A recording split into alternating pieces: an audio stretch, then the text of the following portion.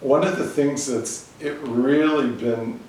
interesting, which is interesting is always an interesting word, but it's when people are, again, definition, are trying to define their own emotions in how they see the fountain of tears, or their emotional response to it, or their feeling of connected, not connected.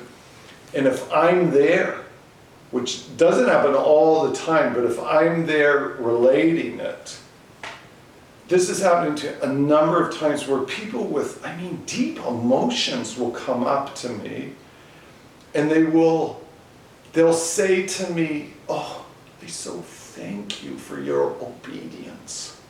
Lisa, thank you for your obedience." The first time it happened to me, I was like shocked.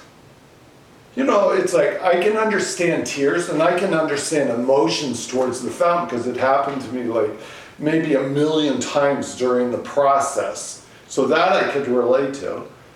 Where somebody comes up in that state, but to thank me for obeying the Lord? And I'm thinking, my definition of the Lord being Lord in my life demands obedience. Because if I'm not obeying him, he's not the Lord. I obeyed myself. I obeyed every lust I ever had, almost, when I was a non-believer.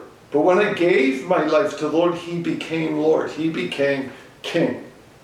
And I always relate to the point of obedience. Okay, it can be a huge struggle because I have to die to something in my own nature. I know that always gets demanded in order to respond. But you have to respond. The relationship is built on response. And it's like, to obey, I always look at it and I think, well, that's the first thing you have to do. If he's Lord, you obey. When he communicates, you obey.